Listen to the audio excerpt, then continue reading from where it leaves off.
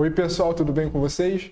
Nas últimas aulas a gente estudou como que o sistema operacional ele consegue prover o gerenciamento de recursos com base na multiplexação do tempo. Ou seja, como é que é feito o escalonamento de processos de forma que cada processo consiga utilizar a CPU por um determinado intervalo de tempo. Agora a gente vai estudar com mais detalhes a segunda tarefa que o sistema operacional faz, que é o gerenciamento de memória. A gente vai ver como que o sistema operacional ele consegue manter vários processos armazenados na memória principal ao mesmo tempo.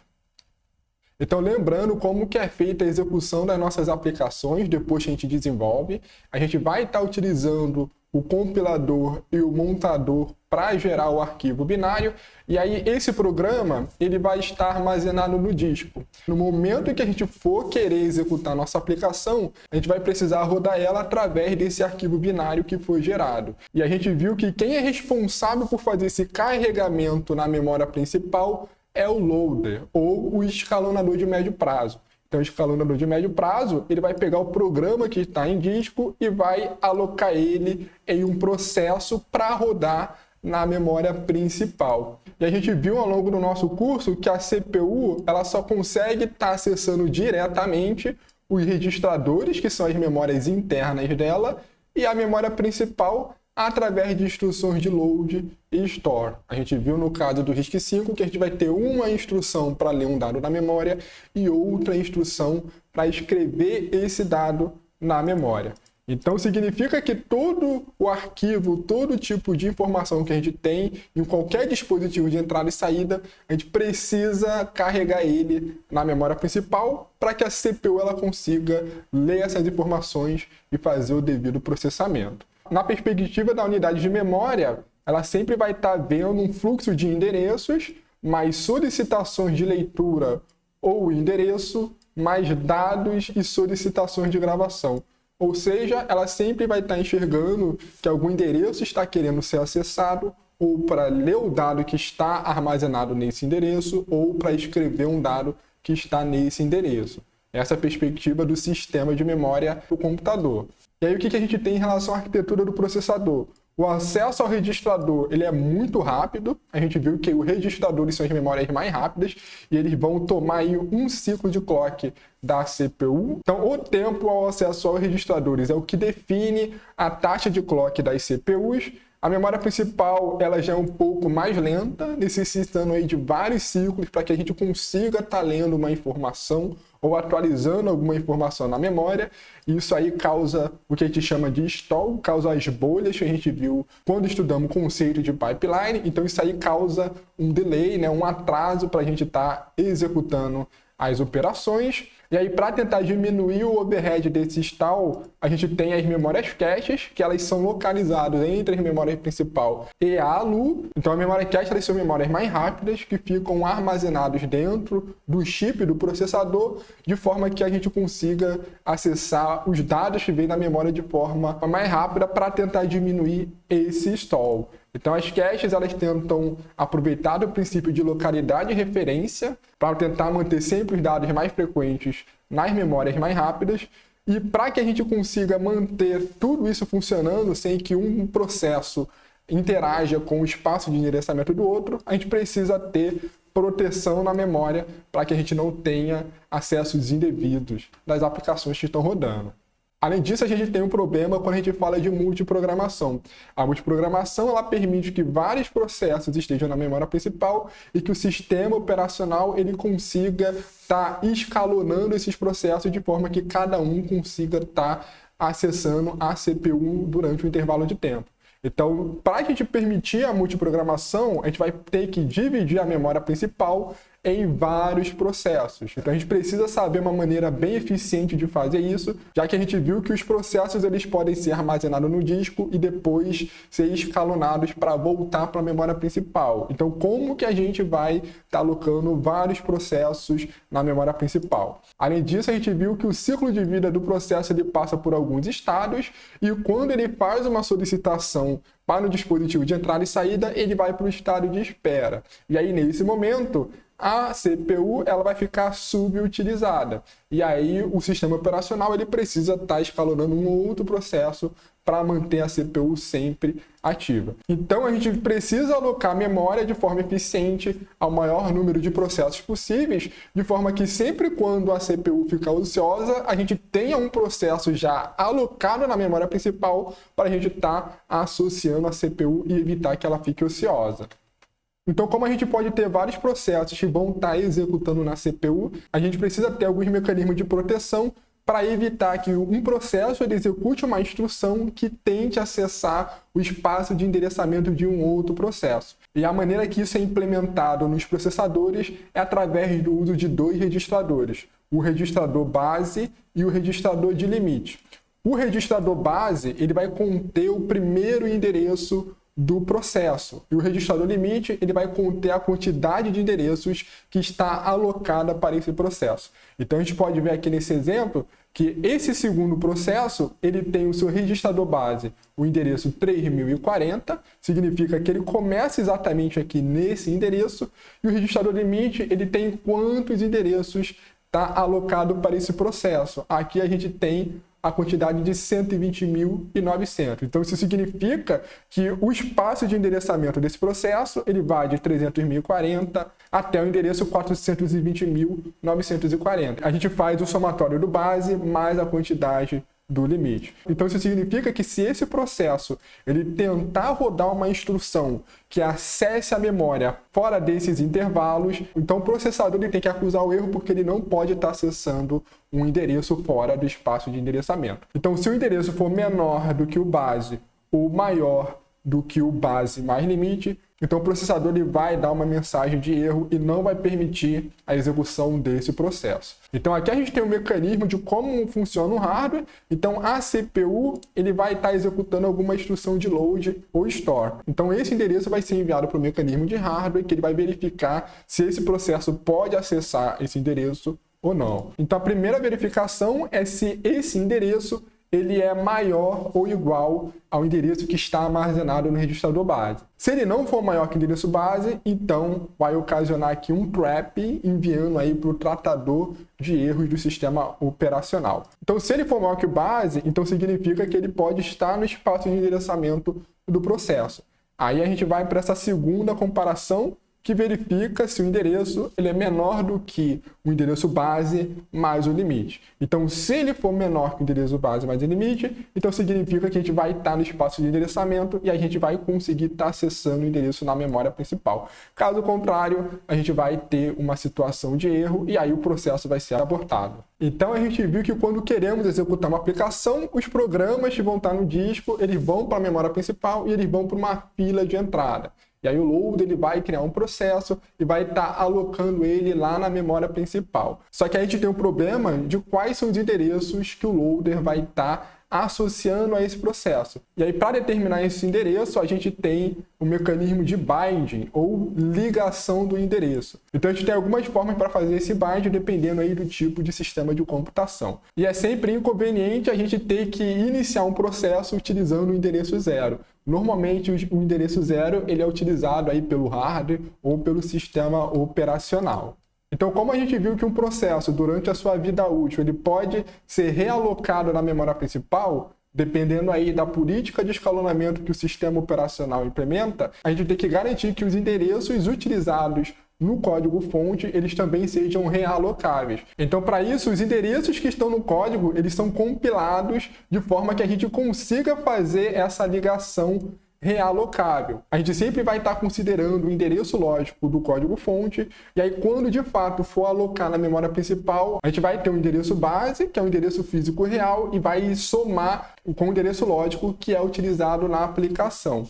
Então, o linker e o loader, ele vai ser responsável de fazer essa ligação aos endereços realocáveis no momento que eles forem alocados na memória principal, ou seja, vão gerar esses endereços absolutos do processo. E aí, cada ligação ele vai mapear um espaço de endereçamento para outro. Então, sempre quando a gente está desenvolvendo nossos programas, a gente vai considerar que a primeira instrução do programa está no endereço 0 e aí vai até a última instrução desse programa. Só que essa instrução no endereço 0 do programa, quando ele é alocado na memória principal, ele não vai tomar no endereço 0. Então ele vai ter sempre um registrador base, que vai ter um endereço absoluto, que vai somar com todos os endereços da instrução do programa que está sendo alocado. E aí a gente pode ter algumas formas de fazer essa ligação de endereço, de fazer esses bytes. A gente pode estar fazendo no tempo de compilação, que é quando a gente já sabe qual que é o endereço onde vamos estar alocando o processo. Então, se a gente já sabe qual que é o endereço de fato que a gente vai alocar, esse bind ele é feito em tempo de compilação. Então, a gente vai ter um endereço absoluto no código e se a gente precisar realocar esse programa, a gente vai ter que mudar isso no código e vai ter que recompilar esse programa para atualizar esse endereço absoluto. Então isso aqui era como era feito antigamente nos primeiros sistemas operacionais que foram propostos. Hoje em dia a gente não usa dessa forma, já que a todo momento a gente está fazendo realocação do endereço de memória dos processos. O próximo momento que a gente tem para fazer essa ligação de endereços é no tempo de carga ou tempo de load. Então isso aqui é o tempo de quando o loader está executando. Ou seja, a gente colocou o nosso programa para rodar e aí o loader ele está lendo o nosso programa do disco e aí ele vai alocar espaço para a memória principal para criar o nosso processo. Então, nesse momento, o loader ele vai pegar o endereço real e aí ele vai somar com o endereço lógico que foi gerado no código do programa. Então, o compilador ele vai gerar um código que é relocável e a gente chama esse modo de endereçamento relativo. Ele é relativo ao código fonte. Depois a gente vai pegar esse endereço relativo e vai somar com o endereço base real. E a gente tem um outro momento para estar calculando e fazendo essa ligação do byte, que é em tempo de execução. É quando o processo ele é movido para outra região de memória. Então, nesse esquema, o que é feito é a atualização do endereço base. Então, o endereço base ele é modificado e o endereço relativo do programa ele é mantido. Então, para acessar uma instrução nesse novo endereço, basta pegar o novo endereço base e somar com o endereço relativo da instrução, que a gente vai conseguir acessar a instrução normalmente. Então aqui a gente tem exemplo das etapas para a gente começar a executar as aplicações de usuário. Então primeiro a gente vai ter o código fonte, ele vai passar lá pelo compilador e montador. Então esse tempo do compilador e do montador, ele é o tempo de compilação. É onde a gente poderia fazer a ligação com endereços absolutos. Depois a gente vai criar o módulo do objeto e aí a gente vai ter a etapa lá de link e edição para gerar o arquivo binário. Então, nessa etapa de link edição, a gente já pode ter o código lá para endereços relocáveis, com base em endereços relativos. E depois que a gente tem o módulo em binário, a gente vai ter o loader para estar lendo o arquivo do disco e estar associando ele à memória. Então, nesse momento, o loader ele vai saber qual que é o endereço real onde vai poder alocar o programa e aí ele vai estar utilizando os endereços relativos para estar gerando os endereços reais de cada instrução do processo. E a gente pode ter também em tempo de execução, que é quando o programa ele já está rodando, pode ocorrer essa ligação. A gente tem como exemplo o uso de bibliotecas dinâmicas, como a gente já viu durante o nosso curso. Então, as bibliotecas dinâmicas, essa ligação é feita em tempo de execução. No momento que o programa for utilizar uma função de uma biblioteca compartilhada, então nesse momento vai ter um trecho do código que ele vai encontrar qual que é o endereço dessa biblioteca compartilhada que também está alocada na memória principal. Então, isso aí seria essa ligação de endereço em tempo de execução. Até agora, a gente viu maneiras de como o sistema operacional ele poderia estar alocando diversos processos na memória principal. Só que a gente viu maneiras utilizando, de fato, o endereço físico da memória principal, que tem alguns problemas relacionados à proteção. As técnicas que a gente vai ver a partir de agora, elas vão ser baseadas no conceito de espaço de endereçamento lógico e espaço de endereçamento físico. Então, com base nessa ideia, no momento que o processo ele for alocado na memória principal, ele vai estar enxergando somente o seu espaço de endereçamento lógico. E todas as instruções que são acessadas pela CPU, elas vão ser acessadas através do endereçamento lógico. Somente no momento que a gente se comunicar com a memória principal, que vai haver a conversão de um endereço lógico para um endereço físico, que vai ser utilizado de fato para acessar a memória física. Então, o endereço lógico ele vai ser gerado pela CPU e todo esse espaço de endereçamento lógico ele recebe esse nome de espaço virtual. Então, cada processo e cada programa ele só vai estar enxergando o seu espaço de endereçamento virtual e o sistema operacional também só vai enxergar o espaço de endereçamento virtual. Somente no momento que for feito a solicitação de leitura ou escrita com o sistema de memória, que vai ser feito essa conversão, ou seja, a gente vai estar identificando qual que é o endereço físico associado a esse endereço lógico, e aí vai ser feito a leitura na memória principal. Então esse aqui é o mecanismo que facilita bastante a gerência de memória do sistema operacional, já que agora, como temos endereços lógicos, se a gente quer realocar o espaço de endereçamento de um processo, basta mudar essa conversão de endereço lógico para endereço físico. E além disso, a ideia de espaço de endereçamento, ele garante também uma maior proteção. Durante as técnicas que a gente estudar nessa aula, a gente vai estar vendo como que a proteção ela pode ser garantida. Então, como a gente agora vai ter endereços lógicos e físicos, a gente precisa de um mecanismo de hardware para fazer a conversão do endereço lógico para o endereço físico. Então, esse mecanismo é o MMU, que ele vem de Memory Management Unit. Então, o MMU ele vai ser um dispositivo de hardware que ele vai ser responsável de receber o endereço lógico e gerar o endereço físico e enviar esse endereço físico para o sistema de memória. E aí, dentro do MMU, a gente vai ter um registrador de relocação, que ele vai conter o endereço base dos processos. E sempre quando novos processos vão surgindo, esse endereço de realocação ele vai sendo adicionado a cada endereço gerado por esse processo. O programa de usuário ele só consegue manipular os endereços lógicos, ele nunca tem acesso aos endereços físicos diretamente, não enxerga os endereços físicos diretamente, e a localização final de uma referência de memória ela só vai ser definida quando a referência for executada. Ou seja, no momento que a gente executar uma instrução de load ou store, que essa conversão vai ser feita, e aí no momento que a gente for acessar o dado de fato, é o momento onde o endereço físico ele vai ser utilizado. Então aqui a gente tem um esquema de como seria a conversão do endereço lógico para o endereço físico. Então, na CPU, ela vai estar acessando as instruções que estão lá na memória principal, mas só que usando espaço de endereçamento virtual. Então, no momento que a gente for executar lá a instrução de load ou store, a gente vai estar processando o load e o store, que vai gerar um endereço efetivo, que ele é um endereço lógico. E aí, no momento que esse endereço for de fato lá no sistema de memória, aí ele vai sofrer essa conversão e vai passar pelo MMU. Então aqui nesse nosso exemplo, para a gente entender, o MMU ele vai ter um registrador de relocação com endereço base aqui de 14.000. O endereço lógico, que está querendo ser acessado pela CPU, vai ter o endereço de 346, e aí para a gente saber qual que é o endereço real, basta a gente deslocar com base no endereço base. Então a gente vai estar gerando aqui o endereço físico de 14.346. A gente pegou o endereço físico real e somou com o endereço lógico. Então com isso a gente gera o endereço físico e consegue acessar a memória principal. Como é que funciona a ligação dinâmica? Então a gente viu que na ligação dinâmica a gente vai estar determinando o endereço somente no tempo de execução.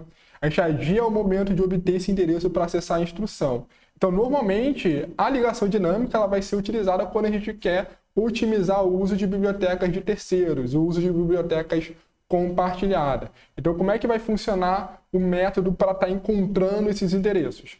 Vai existir um pedaço de código no sistema operacional que é chamado de stub. Ele vai ser utilizado para a gente localizar qual que é a função necessária que a gente está querendo utilizar. Então, no momento que a gente fizer uma chamada para uma biblioteca compartilhada, esse stub ele vai ser executado para localizar essa função que a gente quer executar. E aí, depois que a gente encontra essa função da biblioteca compartilhada, o stub ele vai ser substituído pelo código da rotina e aí a gente começa a executar a função compartilhada. O sistema operacional ele vai ter que verificar se essa rotina ela já está no espaço de endereçamento de algum processo e se ela pode ser compartilhada. Porque dependendo, a gente não consegue estar compartilhando se estiver associado com outro processo. Agora a gente vai estar vendo com maiores detalhes como é que funciona o mecanismo de swapping. A gente já chegou a falar sobre swapping quando vimos o escalonamento de processos. Então, nesse mecanismo, um processo que ele está alocado na memória principal, ele pode ser alocado temporariamente no disco. E depois de certo momento, a gente pode rodar um escalonador de longo prazo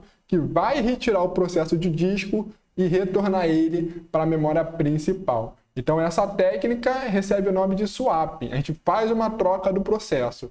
Pega ele da memória principal, coloca no disco e vice-versa. Pega do disco e coloca na memória principal. A gente tem algumas variantes desse algoritmo de swapping que recebe o nome de rollout, roll-in. Então isso aqui é um algoritmo que pode ser utilizado lá no escalonador de processos do sistema operacional, que ele vai fazer essa troca também de processos para o disco baseado na prioridade do processo. Então, aqueles processos que tiverem menor prioridade, ele vai para o disco, e processo com maior prioridade, ele pode ser carregado novamente na memória principal e posteriormente ser executado. Então, quando a gente fala de swapping, a maior parte do tempo que é gasta é aquele tempo de transferência, ou seja, o tempo para a gente transferir todos os dados do processo para o disco e vice-versa. Esse tempo ele é diretamente proporcional à quantidade de memória que o processo possui. E a gente viu que o sistema operacional ele sempre mantém uma fila de prontos com os processos alocados na memória principal que podem ser escalonados para executarem na CPU.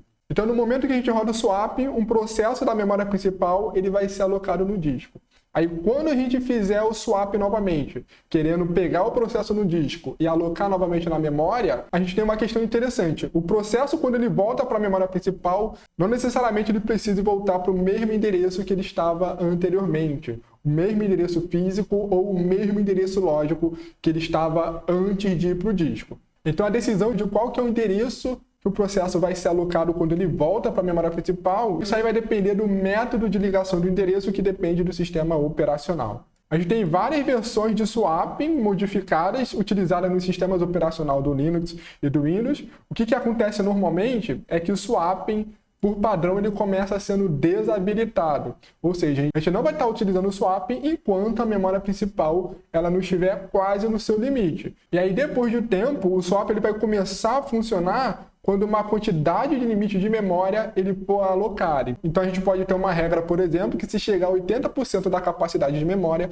a gente começa a utilizar o swap. Ou seja, pega os processos da memória principal e começa a gravar no disco para ir liberando essa memória antecipadamente. E depois que a quantidade de memória ela se encontra abaixo do seu limite estipulado, então o swap ele pode ser desativado. Então, normalmente, o mecanismo de swap ele funciona dessa forma. Ele está desativado enquanto a gente não tiver uma porcentagem de uso considerável da memória principal. Quando ela estiver quase cheia, o swap começa a rodar. Se ela fica vazia novamente, o swap é desabilitado. Então, aqui a gente tem um exemplo de como funciona o esquema do swap. Então, o processo ele se encontra aqui na memória principal. A gente pode ver que a memória principal ela é dividida na região do sistema operacional e o espaço de usuário, que é um dos processos dos programas de usuário, eles são alocados. E aí a gente tem o programa do usuário que ele vai sofrer o swap, ele vai ser alocado no disco. Então, a gente vai copiar todo o espaço desse processo para o disco, e a gente pode ter o processo inverso. Aqui no caso, a gente tem esse processo 2 no disco, e agora a gente vai querer alocar ele para a memória principal. Então, a gente vai fazer um swap, colocando agora o processo na memória principal. Então, essas duas operações a gente costuma chamar de swap out, quando a gente retira um processo da memória principal, e swap in é quando a gente coloca um processo na memória principal. Então, durante o escalonamento de processos, pode surgir a situação onde, no momento que a gente colocar um próximo processo para executar, ele não esteja na memória principal, e sim no disco. Então, nesse momento, a gente precisa fazer o swapping para trazer esse processo para a memória e assim a gente fazer a alocação na CPU. Então, esse tempo de troca de contexto ele pode ser muito alto, já que ao invés de simplesmente a gente salvar o PCB de um processo para carregar o outro, a gente vai ter que salvar o PCB de um processo, trazer todo um processo do disco para a memória principal, para assim carregar o PCB do processo que vai executar na CPU. Então, aqui a gente vai ter um exemplo mostrando quanto é o custo para fazer esse swap, quanto tempo gasta para fazer essa troca de contexto de processos. Então, imagine aqui que a gente vai fazer um swap de um processo com um tamanho de 100 megas e que o disco rígido ele vai ter uma taxa de transferência de 50 megas por segundo. Então, o tempo para fazer a troca do processo da memória principal para o disco será de 2 milissegundos ou 2 segundos, já que como o disco ele transfere 50 megas por segundo, para transferir 100 megas demoraria 2 segundos. E aí a gente vai ter que fazer agora o swap do processo do disco para a memória principal. Então, a gente vai ter que fazer o swap do mesmo processo, né, com o mesmo tamanho. Então, nesse caso, a gente vai ter um total aí de 4 segundos. 2 segundos para copiar o processo para o disco e mais 2 segundos para copiar do disco para a memória principal. Então, isso aí acaba perdendo muito tempo para fazer essa troca de contexto. E aí a gente tem algumas formas de tentar reduzir esse tempo de troca de contexto com o swap. A gente pode tentar reduzir o tamanho da memória trocada e aí, sabendo a quantidade de memória exata, a gente pode estar utilizando alguma chamada de sistema do sistema operacional para estar buscando o tamanho exato ao invés de um bloco padrão que normalmente é maior do que a gente está querendo buscar. Então, a gente pode fazer isso através da chamada de sistemas Request Memory e Release Memory, através aí do sistema operacional. A gente pode ter outras restrições no swap. Então, por exemplo, se o processo ele estiver com a solicitação de dispositivo de entrada e saída pendente, então não é possível fazer esse swap, senão a gente vai perder a referência do processo e aí a conclusão da solicitação e acabar caindo para o processo errado. Então, aqueles processos que estão no estado de espera, tanto no residente e residente, eles não podem ter a ocorrência do swap. Então, uma maneira para a gente permitir fazer o swap de processos que estão no estado de espera é utilizando a técnica de double buffering.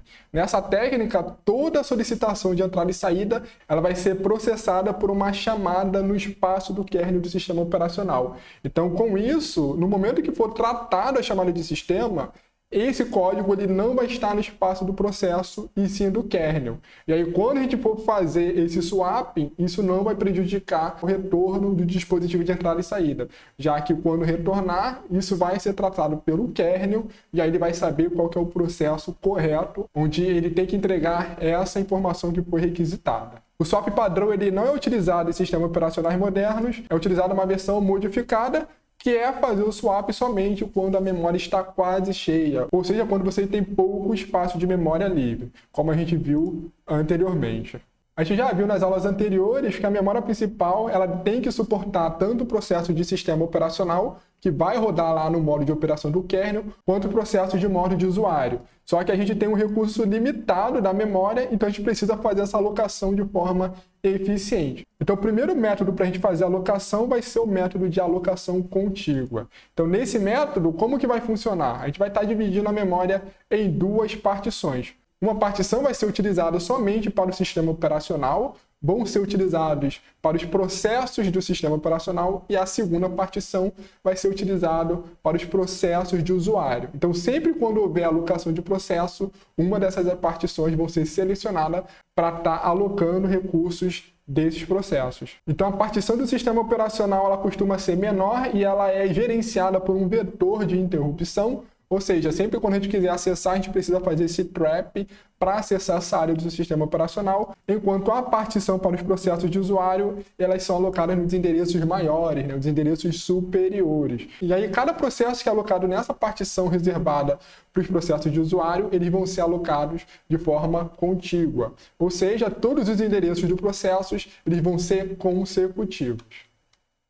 E aí, para garantir a proteção, vão ser utilizados registradores de realocação, como a gente já viu anteriormente. Então, a gente vai ter o registrador base, que ele vai conter o primeiro endereço do processo, e vamos ter o registrador limite, que ele vai ter a quantidade de endereços que esse processo tem alocado. Então, sempre quando o endereço ele for ser acessado, vai ser verificado se ele é menor do que o seu registrador limite. Isso aí para a gente garantir a proteção e não permitir um acesso indevido ao espaço de endereçamento de um outro processo. E o MM1 ele vai ser responsável de fazer essa conversão do endereço lógico, utilizado pelo processo, para o endereço físico e assim acessar diretamente a memória principal. A gente pode ter algumas situações onde o kernel ele pode aumentar de tamanho. E a gente diz que o kernel ele pode ser transiente. Então, inicialmente, a partição do kernel ela é pequena e conforme vai surgindo a necessidade, a gente pode aumentar essa partição do kernel com base nesse esquema de registradores de realocação. Registradores base e registradores de limite. Então aqui a gente tem um esquema de como funcionaria o mecanismo de proteção utilizando registradores de realocação. Então aqui na CPU a gente vai executar uma instrução de load ou store e vamos precisar acessar utilizando o endereço lógico. Então a primeira coisa que a gente vai fazer é verificar se o endereço lógico ele é menor do que o do seu registrador de limite. Então se esse endereço for menor, ele significa que ele está correto. Caso contrário, vai ocasionar um erro porque ele está tentando acessar uma outra área que não é a dele. E aí, depois de passar por isso, a gente vai somar então com o registrador de realocação, que ele contém o endereço base físico. E vamos poder então gerar o endereço físico para acessar na memória principal. Então sempre vai ter isso acontecendo quando quisermos acessar algum endereço da memória principal. Então, como a gente tem vários processos que vão ser atribuídos lá na partição de usuário, a gente pode ter o esquema de múltiplas partições. Então, conforme a gente vai alocando o processo, a gente vai ter várias partições já alocadas e vamos ter uma partição que vai ter memórias livres. Então, essa partição que tem memórias livres que podem ser utilizadas, a gente chama de buracos ou roles. E sempre quando o processo ele chegar no sistema, o sistema operacional ele vai tentar identificar um buraco disponível que tem a quantidade necessária desse processo para alocar para ele. E aí o sistema operacional ele vai ter duas informações sobre a quantidade de memória disponível. Ele vai ter quais são as partições que já foram alocadas e quais são as partições livres, quais são os buracos que existem na memória principal. Então aqui a gente tem um exemplo de múltiplas partições. Então, imagine aqui que a gente vai ter esse cenário onde a memória está cheia. A primeira partição aqui é do sistema operacional e vamos ter 3 partições relacionadas ao processo 5, 8 e 2. Então, quando o processo 8 terminar, ele vai ser desalocado da memória principal. E a gente vai ter uma grande partição aqui vazia, vamos ter um buraco. Depois a gente pode estar alocando aqui um outro processo, o processo 9. Então o processo 9, quando ele for ser alocado, ele vai achar esse buraco, vai verificar se ele tem a quantidade que ele precisa. E aí o sistema operacional vai permitir a alocação do processo 9. E aí depois a gente vai estar alocando aqui o processo 10 nessa região aqui que tem disponível. E aí por fim a gente vai ter esse cenário. A região que tem disponível ela é bem menor. Então esse é o esquema de alocação de múltiplas partições. Então a gente pode ter uma situação que a gente pode ter vários buracos, podemos ter várias partições que estão livres, dependendo aí da execução dos processos.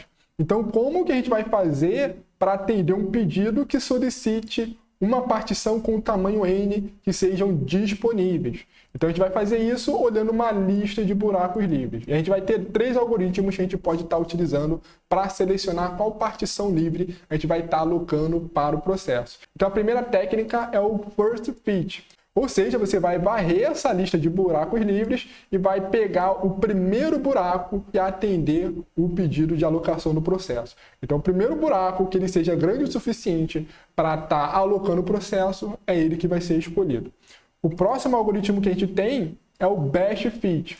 No caso do best fit, ele vai varrer toda essa lista de buracos livres e ele vai selecionar aquele buraco que tem o menor tamanho e que acomode o processo que está sendo alocado. Uma forma de a gente deixar eficiente o uso desse algoritmo é manter uma lista de buracos livres ordenado. Se a lista não estiver ordenada, a gente precisa olhar todos os elementos da lista para conseguir identificar esse buraco. E a última técnica que a gente tem seria o worst fit. Então nessa técnica ele vai varrer toda a lista de buraco e vai alocar aquela que tiver o maior tamanho. Então quais seriam as melhores técnicas para serem utilizadas? O first fit e o best fit, eles costumam ter melhor desempenho do que o worst fit em termos de velocidade e utilização de armazenamento. Ou seja, eles costumam ser melhores porque você sempre vai estar alocando uma quantidade média para o processo, quase a quantidade que realmente ele precisa. Então, como nem sempre a gente vai conseguir alocar um buraco que tem o tamanho exato que o processo precisa, a gente vai gerar, então, espaços excedentes. E esses espaços excedentes eles vão ser uma fragmentação. A gente pode ter 2 tipos de fragmentação.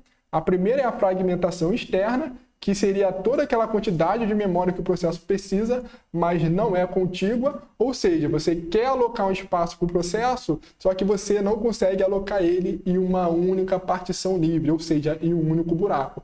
Você precisa alocar ele em vários buracos. Então, quando a gente tem um mecanismo que permite a alocação não contígua, a gente vai ter fragmentação externa.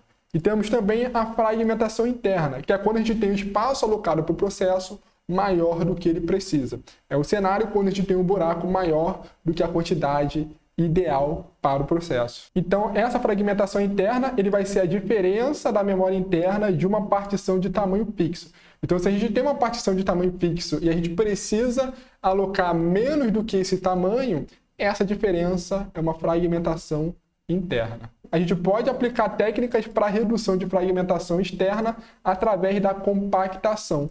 Aqui na compactação, a gente vai estar reorganizando todo o conteúdo da memória de forma a atribuir todas aquelas partições de buraco a uma única partição. Então, a compactação ela só é possível caso a realocação ela seja dinâmica e em tempo de reexecução. Então, o que a compactação vai fazer? Ele vai mudar o espaço de endereçamento de todos os processos, de forma que o espaço livre ele fique armazenado em uma única partição. E assim, os próximos processos que forem alocados, eles vão executar de forma mais eficiente os algoritmos de alocação que a gente viu, o algoritmo Best Fit e o First Fit. Agora a gente vai falar sobre a segmentação, que é um mecanismo de gerência de memória que ele tenta prover uma visão que o usuário vê do programa. Então a gente vai ter que todo programa que é alocado na memória, ele vai ser dividido em um conjunto de segmentos. E aí esse segmento ele pode representar várias unidades lógicas. A gente vai ter um segmento para armazenar o programa principal, outro para armazenar algum procedimento, uma função, objeto e todas as características lógicas e modulares que a gente tem na hora que desenvolve o programa. Então aqui a gente tem uma analogia de como seria a divisão do programa em segmentos. Então o programa ele pode ter várias funções, pode ter aqui subrrotinas, pode ter aqui programa principal, pode usar aqui a raiz quadrada, entre outras coisas.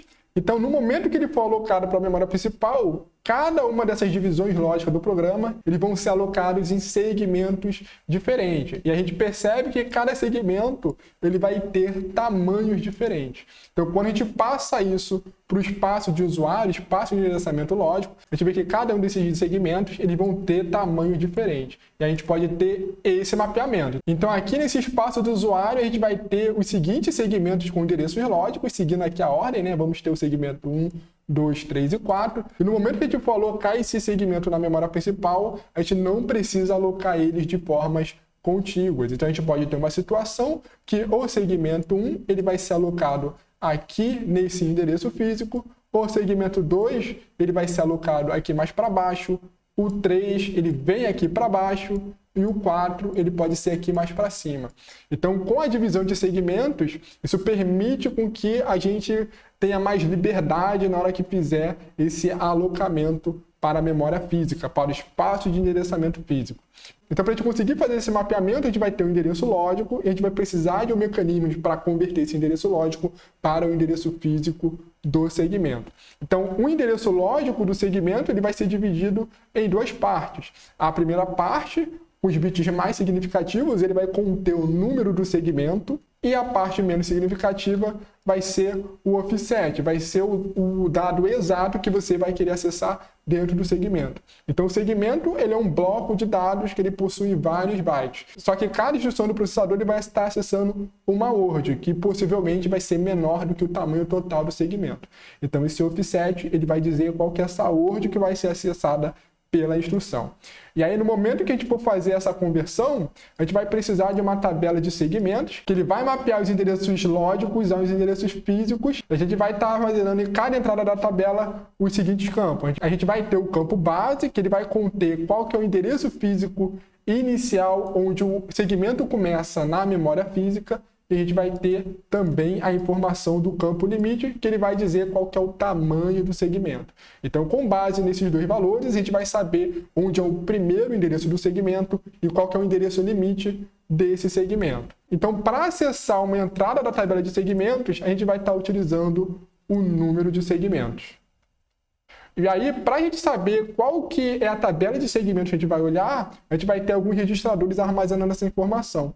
Então, o primeiro registrador vai ser o Segment Table Based Register. Então, esse registrador ele vai ter o endereço da tabela de segmentos, onde ele se encontra na memória principal. Então, cada processo ele vai ter a sua própria tabela de segmentos. Então, no momento que a gente tiver o escalonamento de processos, a gente vai ter que atualizar esse registrador, o STBR, para saber qual tabela de segmentos tem que ser utilizada para fazer a conversão de endereços lógicos para endereços físicos. E também a gente vai precisar de um outro registrador, que é o STLR, de Segment Table Length Register. Então, esse registrador STLR ele vai indicar quantos segmentos vão ser utilizados pelo processo, pelo programa. Então, a gente quer que o número de segmento S ele seja menor do que está indicado no registrador STLR. Então, a gente não pode estar acessando o número de segmentos maior do que está nesse registrador. Então, ele vai ser utilizado também para manter a proteção de dados. Além dos campos bases e limites que a gente vai ter em cada entrada da tabela de segmento, a gente vai ter também uns outros bits de controle. Então, o primeiro bit para a gente validar a proteção vai ser o bit de validação, que é o mesmo bit valid como a gente viu nas memórias cache. Então, se o bit valid ele for igual a 0, significa que a gente está tentando acessar de forma ilegal essa região do código. Além disso, a gente vai ter bit de privilégio para estar indicando se a gente pode fazer leitura, escrita ou execução da informação que está armazenada no endereço de memória. Então, os bits de proteção eles vão ser associados ao segmento. Então, todo compartilhamento de código ele vai ocorrer no nível do segmento. Então, se o código ele precisa ser compartilhado, eles vão ter que estar nos segmentos que são válidos. E aí, como os segmentos eles podem ter tamanho diferente, isso aí vai tornar mais complexo a alocação de memória, porque ele vai ser um problema dinâmico da alocação de armazenamento, ou seja, você vai ter que executar um daqueles algoritmos para saber qual seria a partição livre, o buraco que atenda melhor os segmentos de um programa. Então, isso aí acaba dificultando a alocação de memória para os segmentos. E aqui a gente tem um esquema de como funcionaria o hardware. Então, a CPU vai estar executando uma instrução de load store, e aí ele vai ter um endereço lógico para ser acessado na memória principal. Então, como é que a gente vai fazer a conversão para o endereço físico? Então, o endereço lógico, a gente viu que ele vai ser dividido em dois campos. O primeiro campo, ele vai ser o número do segmento. O segundo campo, ele vai ser o offset. Então, a primeira coisa que vai ser feita é utilizar o número do segmento para acessar a tabela de segmentos que vai estar na memória principal. Então, a gente vai estar acessando a tabela de segmentos e aí, na entrada correspondente, a gente vai ter os dois campos de base e limite. Então, base ele vai identificar qual que é o primeiro endereço físico do segmento e o limite vai identificar quantos endereços o segmento vai ter. Então, o valor do limite ele vai ser utilizado para ser comparado com o campo offset. Então, se o offset ele for menor do que está especificado no campo limite, então significa que a gente pode estar acessando esse dado. Caso contrário, vai ser um erro, vai ser um acesso indevido. E aí, depois que a gente faz essas condições de proteção, a gente vai somar o endereço base com o offset que vem lá do endereço lógico. E aí, com isso, a gente vai ter o nosso endereço físico para estar acessando a memória principal. Então, esse aqui que é o esqueminha para a gente estar fazendo a segmentação. Então, nessa aula, a gente começou a estudar o problema de gerência de memória. Vimos algumas questões que o sistema operacional tem que suportar para fazer a alocação de vários processos na memória principal. Por fim, a gente viu o esquema de segmentação, onde a gente divide a memória em partições com tamanho diferente, que são os segmentos. Na próxima aula, a gente vai ver como é que é o funcionamento de uma outra técnica de gerenciamento de memória, que é a paginação. Então, pessoal, vou ficando por aqui e até lá.